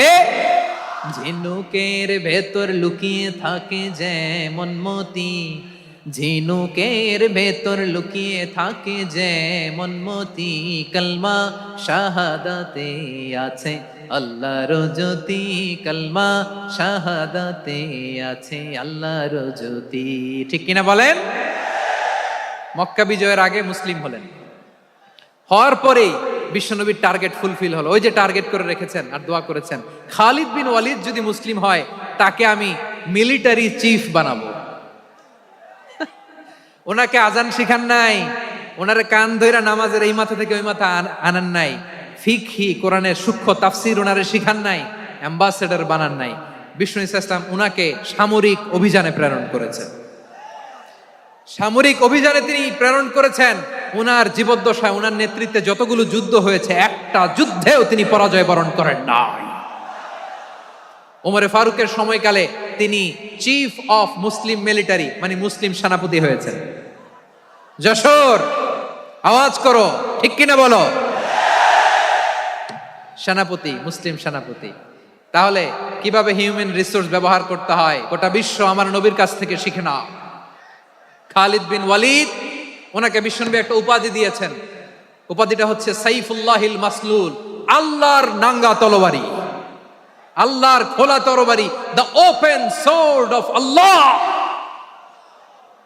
খালিদ বিন ওয়ালিদ মুসলিম সেনাপতি। হাসান বিন সাবেত নাম শুনছেন? দেখি উনি কি ছিল বলেন। রাসূলের সভা কবি, কালচারাল হিজিমনিকে ডিফিট করার জন্য উনি ভালো অস্ত্র চালানো জানতেন না, ওই কাজে উনি যেতেন না। ওনার ছিল কাব্য প্রতিভা। কাফিররা কবিতা দিয়ে নবীকে গালি দিত। বিশ্বনবী বলতেন, ইয়া হাসান আজিব আন রাসূলিল্লাহ, তুমি নবীর হয়ে কাফেরদের এই কথাগুলোর জবাব দাও। বিশ্বনবীর একটা মিম্বার ছিল। বিশ্বনবীর মিম্বারের পাশাপাশি মসজিদে নববীতে এই হাসান বিন সাবেতের জন্য বিশ্বনবী একটা স্পেশাল মিম্বার বানিয়ে দিয়েছেন। এখান থেকে তুমি জবাব দাও। এবং বিশ্বনবী বলেছেন, আল্লাহুম্মা আইয়িদহু বিরূহিল কুদুস। আল্লাহ, হাসান আমার পক্ষে জবাব দেয়, তুমি জিব্রাইল মারফত তাকে সাহায্য পাঠাইয়া দিও। রাসূল সাল্লাল্লাহু আলাইহি ওয়াসাল্লামের সভা কবি, the poet of the prophet, নবীর কবি। উনি কবিতা দিয়ে এমন উচ্চাঙ্গের ভাষায় কবিতা দিয়ে তিনি জবাব দিতেন, কাফিরদের গা শিহরে যেত, তাদের হৃদয়ে আগুন ধরে যেত। তাহলে এরকম কবিরও দরকার আছে না নাই? এখন যাকে আল্লাহ দিছে কাব্য প্রতিভা, এরা যদি আপনি যুদ্ধের ময়দানে পাঠান হবে? যারে দিছে সুরেলা গলা, এরা যদি অ্যাম্বাসেডর বানান হবে না। হাসান বিন সাবেত ছিলেন বিষ্ণু ইসলামের কবি। হুযায়ফা ইবনুল ইয়ামান বিশ্বনবীর গোয়েন্দা বিভাগের প্রধান। কিসের প্রধান? হুযায়ফা ইবনুল ইয়ামান। ওনার ছিল ডিটেকটিভ মাইন্ড। ডিটেকটিভ মাইন্ড, গোয়েন্দা বিভাগের প্রধান, এবং উনি হচ্ছেন সাহিবু সিররি রাসূলিল্লাহ, রাসূল সাল্লাল্লাহু আলাইহি ওয়াসাল্লামের গোপন তথ্যের ধারক বাহক। নবীর যেই কথা কেউ জানে না সব হুযাইফার পেটের ভিতরে ছিল। সুবহানাল্লাহ পড়েন। মদিনার যত ইহুদিদের একটা লিস্ট ছিল, এই লিস্ট শুধু দুইজন জানতো, বিশ্বনবী আর হুযাইফা। সুবহানাল্লাহ পড়বেন না? তাহলে উনাকে কোন দায়িত্ব দিছে? কোন বিভাগ? যশোর, আওয়াজ করো, কোন বিভাগ? গোয়েন্দা বিভাগের হেড ছিল। খন্দকের যুদ্ধে প্রচন্ড আজকের মতো শৈত্য প্রবাহ, মাটি খনন করতে করতে সাহাবীদের পেটে ক্ষুধা নাই, দাঁড়াইতে পারে না নামাজের জন্য, এত ক্লান্ত, ক্ষুধা, ক্লান্ত, শ্রান্ত। বিশ্বনবী বললেন, কে আছো? এই কঠিন শীত, এই ভয় আর ক্ষুধার মধ্যেও খন্দকের পরীক্ষার টপকে শত্রু শিবিরে যে আমাকে তথ্য দিবা, কে আছো? কারো গায়ে শক্তিই নাই যে দাঁড়াবে, কেউ দাঁড়ায় না। বিশ্বনবী তখন নিজে হুযাইফাকে ডাক দিলেন, হুযাইফা, যে আমাকে আজকে শত্রু শিবিরের তথ্য এনে দিবে সে জান্নাতে আমার মোরাফাকা, আমার সঙ্গী হবে। হুযাইফা রাদিয়াল্লাহু ইবনুল ইয়ামান জীবনের ঝুঁকি নিয়ে এই ক্ষুধা, শৈত্য প্রবাহ, কোল্ড ওয়েভসকে উপেক্ষা করে পরীক্ষা টপকে শত্রু শিবিরে যে সবার কথাগুলো চুপে চুপে শুনে বিশ্বনবীর দরবারে এসে গোয়েন্দাদের মতো তথ্য সরবরাহ করেছে। বিশ্বনবীর গোয়েন্দা বিভাগের প্রধান হুযাইফা ইবনুল ইয়ামান ইন্টেলিজেন্স বিভাগ চালাতেন। মুনাফিকদের নাম ওনার কাছে ছিল। মুআয ইবনে জাবাল মদিনা রাষ্ট্রের সবচেয়ে সিনিয়র আমলা ছিলেন। আমলাতন্ত্র চিনেন তো? প্রশাসনিক কাজ যারা চালায়, অ্যাডমিনিস্ট্রেশন বুঝেন না? The department of administration. মদিনার রাষ্ট্রের সিনিয়র আমলা মুআয ইবনে জাবাল মুতাখাসসিসুন ফিল হালাল ওয়াল হারাম, হালাল হারামের স্পেশালিস্ট ছিলেন। বিশ্বনবী উনাকে ইয়ামানের গভর্নর করে পাঠায়েছেন। বলেছেন, ইন্নাকা তা'তি কওমান আহলা কিতাব, এমন গোষ্ঠীর কাছে যাবা যারা ইহুদি নাসারা, আগে শাহাদা পড়লে এরপরে নামাজের দাওয়াত দিও, নামাজ পড়লে যাকাতের দাওয়াত দিও। গভর্নরের অ্যাটিটিউড যেমন থাকে তেমন অ্যাটিটিউড ধরে রেখো। সুবহানাল্লাহ পড়েন। তাহলে মুআয ইবনে জাবালকে দিয়ে বিশ্বনবী কবিতা লেখায় নাই, চিঠি লেখায় নাই, আজান দেওয়ায় নাই। সুবহানাল্লাহ পড়বেন না? সব শেষ সাহাবী বলি আবু হুরায়রা রাদিয়াল্লাহু তাআলা আনহু। নাম শুনছেন? বিড়ালের বাবা। কি করতেন?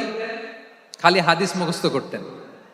উনি বলতেন, আলজামু রাসূলুল্লাহ আলা মিল ইবাতনি, আমার শুধু পেটের ক্ষুধার বন্দোবস্ত হইলে আমি নবীর সঙ্গ ছাড়তাম না। আমার আনসার সাহাবারা ক্ষেত খামারের কাজ করত, আমার মুহাজির সাহাবারা ব্যবসা করত, আর আমি নবীর সাথে সাথে থাকতাম। শুধু সকাল বিকাল দুই বেলা যদি আমার খাবারের বন্দোবস্ত হয় আমি আর নবীর লক ছাড়ি না। সুবহানাল্লাহ কইবেন না? 5374টা হাদিস তিনি বর্ণনা করেছেন। সবচেয়ে বেশি হাদিস বর্ণনাকারী সাহাবী। হাদিস প্রিজার্ভেশনের কাজে বিশ্বনবী ওনাকে কাজে লাগিয়েছেন। উনি একদিন বলেন, ইয়া রাসূলুল্লাহ আসমাউ মিনকা কাসীরান ফালা আহফাজু, নবী অনেক কথা শুনি আমার মনে থাকে না। বিষ্ণু বললেন, তাই? উবসুত রিদাক, তোমার চাদরটা বিছাও। আবু হুরায়রা বিছালেন, বিশ্বনবী হাত বুলায় দিলেন, এরপরে অনেক হাদিস বর্ণনা করলেন। আবু হুরায়রা বলে, তারপর থেকে বিশ্বনবী যাই বর্ণনা করে আমি শুনি আর একটাও বলি না। এখন সুবহানাল্লাহ। বিশ্বনবী ওনাকে হাদিস প্রিজার্ভেশন, নবীর এই যে লক্ষ্য হাদিস প্রিজার্ভেশনের এই দায়িত্ব দিয়েছেন সাইয়েদনা আবু হুরায়রা রাদিয়াল্লাহু তাআলা আনহুকে। প্রিয় ভাইরা, তাহলে 10 জন সাহাবীর কথা যে বললাম, আপনারা কি খেয়াল করেছেন কত বড় ট্যালেন্ট হান্টার, চৌকস ট্যালেন্ট হান্টার ছিল আমার নবী। এক একজনের এক এক ট্যালেন্ট এক এক কাজে অ্যাসাইন করেছেন, এক একজনকে এক এক দায়িত্ব দিয়েছেন, এক একজনের প্রতিভাকে এক একভাবে বিকশিত হওয়ার সুযোগ দিয়েছেন। আওয়াজ করে বলেন ঠিক কি না? এখন আমার পর্দার আড়ালে আমার মায়েরা বলবে, এতগুলো পুরুষ সাহাবীর কথা বললো, নারী সাহাবীরা কি কিছু করে নাই? হ্যাঁ, একজন নারী সাহাবীর কথা বলে মোনাজাত হবে, দোয়া ছাড়া কেউ যাব না। রুফাইদা আল আসলামিয়া রাদিয়াল্লাহু তাআলা আনহা, ওনার বাবার নাম সাআদ আল আসলামি। বিশ্বনবী কি খেয়াল করলেন দেখেন, সাআদ ছিল মদিনার বড় ডাক্তার। এই নারী সাহাবী রুফাইদা বাবার কাছ থেকে চিকিৎসা বিদ্যা শিখেছেন। যখন শিখছে বিশ্বনবী দেখলেন, আমার তো প্রতি সপ্তাহে সপ্তাহে যুদ্ধে আহত সাহাবীদের সেবা দিবে কে? বিশ্বনবী রুফাইদাকে বললেন, রুফাইদা তুমি মসজিদে নববীর পাশে একটা মেডিকেল ক্যাম্প করো।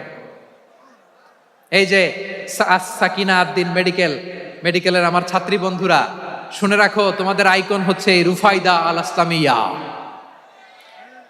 বিশ্বনবীর ডিরেকশন অনুযায়ী তিনি মসজিদে নববীর পাশে একটা মেডিকেল ক্যাম্প করলেন এবং আহত সাহাবাদের চিকিৎসা উনি ওনার টিম নিয়ে দিতেন।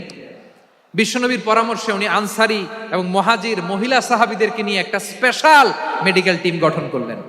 খায়বার যুদ্ধে 7ম হিজরিতে যখন বিশ্বনবী যায়, উনি ওনার টিম নিয়ে আসলেন, বললেন, ইয়া রাসূলুল্লাহ, আমরা তো তলোয়ার চালাতে পারি না, আমরা তো তীর মারতে পারি না, দেন খায়বার অভিযানে আমি আমার টিম নিয়ে মেডিকেল টিমের সেবাটা সার্ভিসটা দিতে চাই। পড়েন সুবহানাল্লাহ। বিশ্বনবী অনুমতি দিলেন, যোদ্ধা সাহাবীদের সাথে রুফাইদা আল আসলামিয়া উনিও মেডিকেল টিম নিয়ে অগ্রসর হলেন। খায়বারের প্রতিটা আহত ইনজুর্ড সাহাবী যারা ইনজুরির শিকার হয়েছেন সবাই রুফাইদা আল আসলামিয়ার এই মেডিকেল ক্যাম্প থেকে চিকিৎসা সহায়তা পেয়েছেন। সুবহানাল্লাহ পড়েন। দেখেন কিভাবে বিশ্বনবী ট্যালেন্ট বাছাই করতেন। আপনি অবাক হবেন, বাহরাইনের মেডিকেল ইউনিভার্সিটিতে রুফাইদা আল আসলামিয়া মেডিকেল প্রাইজ অ্যাওয়ার্ড প্রতি বছর দেয়া হয়।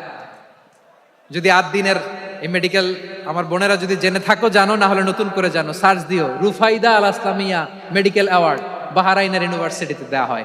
প্রিয় ভাইয়েরা, তাহলে আলোচনার সামারি আমরা করি। বিশ্বনবী যার যেখানে ট্যালেন্ট তাকে ওইখানে কাজে লাগাতেন। আওয়াজ করে বলেন ঠিক কিনা? এবার একটা ইন্টারভিউ হবে, আওয়াজ করে বলেন, আবু মাহজুরাকে বিশ্বনবী কি বানাইছেন? হ্যাঁ, ভুলে গেছেন? সামনের চুলে হাত দিয়ে বিশ্বনবী কি সুন্দর গলায় আজান শিখালেন। মুয়াজ্জিন। যায়েদ বিন সাবিতকে একাডেমিক প্রজেক্টের দায়িত্ব দিয়েছেন, তিনি ছিলেন বিশ্বনবীর দোভাষী ব্যক্তিগত সচিব। Musab ibn Umair, the first ambassador of Islam. Abdullah ibn Abbas, উম্মার বড় শিক্ষাবিদ মুফাসসির। আব্দুল্লাহ ইবনে মাসউদ, আব্দুল্লাহ ইবনে মাসউদ ছিলেন জুরিস্ট। কি ছিলেন?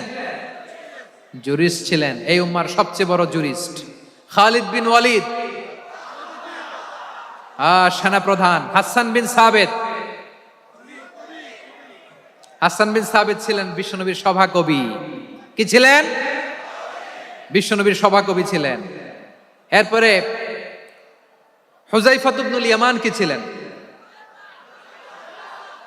গোয়েন্দা বিভাগের প্রধান। মুআয ইবনে জাবাল কি ছিলেন? সিনিয়র আমলা, ইয়ামানের গভর্নর। আবু হুরায়রা রাদিয়াল্লাহু তাআলা আনহু হাদিস প্রিজার্ভেশনের কাজ করেছেন। আর আমাদের রুফাইদা আল আসলামিয়া রাদিয়াল্লাহু তাআলা আনহা কি ছিলেন?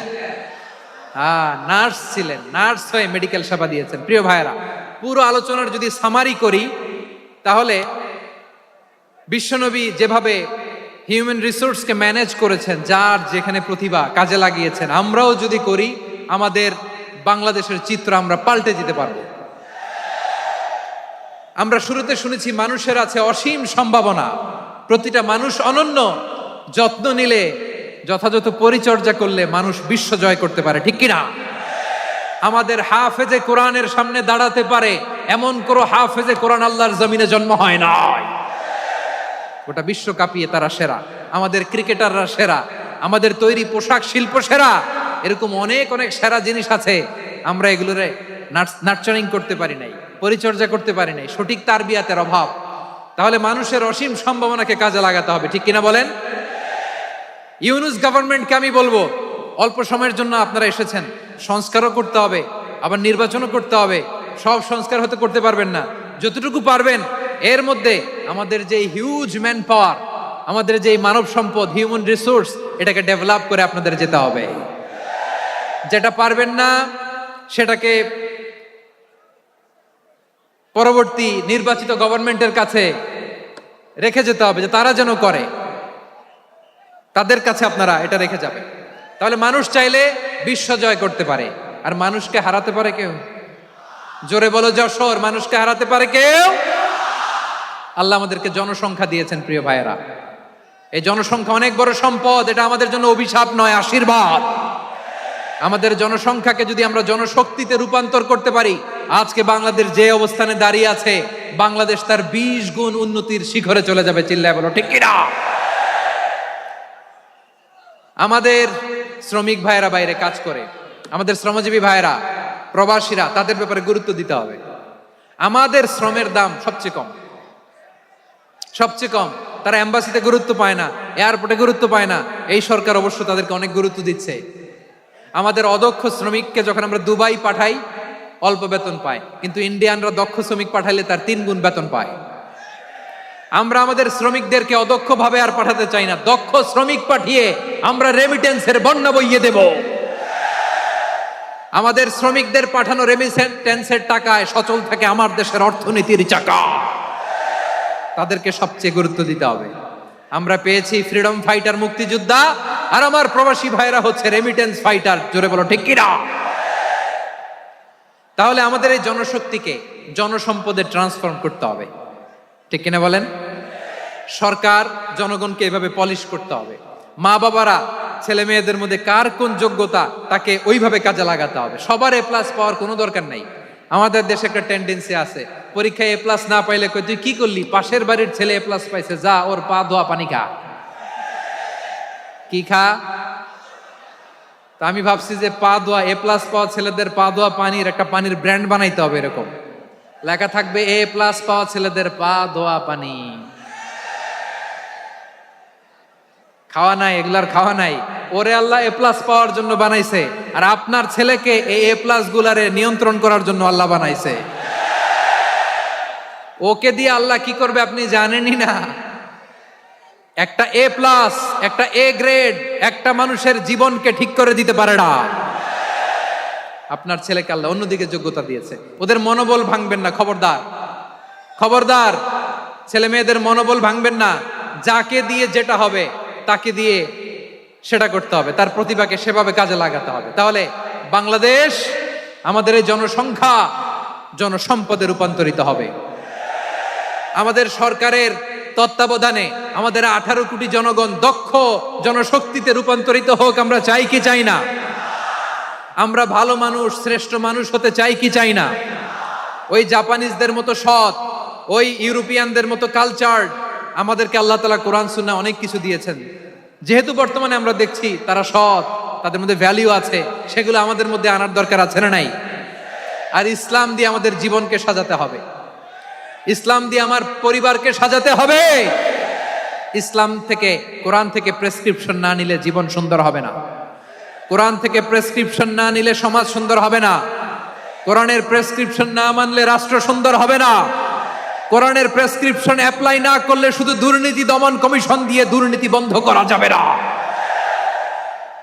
এজন্য কোরআনের আইন আমরা চাই কি চাই না? প্রিয় ভাইয়েরা, হিউম্যান রিসোর্স ডেভেলপমেন্ট, মানব সম্পদের উন্নয়ন, আমাদের সরকার যেন এদিকে নজর দেয়। আমরা যেন এই ব্যাপারে যত্নবান হয়ে উঠি। যাকে আল্লাহ যে যোগ্যতা দিয়েছে, এই যোগ্যতা দিয়ে আমরা যেন ইসলামের জন্য, দেশের জন্য কাজ করি। আমরা যেন আমাদের স্কিল ডেভেলপ করি, আমাদের পটেনশিয়ালকে ডেভেলপ করি। মোরালিটি, ভ্যালিউজ নিয়ে শায়েখ আহমদুল্লাহ আলোচনা করেছেন, এগুলো দিয়ে যেন আমরা আমাদেরকে সাজাই। আল্লাহ তাআলা আমাদের দেশকে তুমি নিরাপদ করো, আমরা পড়ি আমিন। আল্লাহ আমার 18 কোটি জনগণকে তুমি জনশক্তিতে রূপান্তরিত করো, আমিন। আল্লাহ আমরা হাতে হাত রেখে, কাঁধে কাঁধ মিলিয়ে ভাইয়ে ভাইয়ে যেন এই দেশকে গড়তে পারি, আল্লাহ তুমি তৌফিক দান করো, আমরা পড়ি আমিন। আমার প্রিয় মহিউদ্দিন ভাই বলেছেন, হুজুর এমন একটা ঘোষণাপত্র দিয়ে যাবেন আজকের এই ঐতিহাসিক যশোরের প্রোগ্রামে, যেটা গোটা বাংলাদেশে মানুষ এটার উপর আমল করে। আমি যে কথাটা বলেছি এটাই, আসুন আমরা আমাদের জনসংখ্যাকে জনসম্পদে ট্রান্সফর্ম করি। আমাদের জনসংখ্যাকে আমরা যেন জনশক্তিতে রূপান্তরিত করি।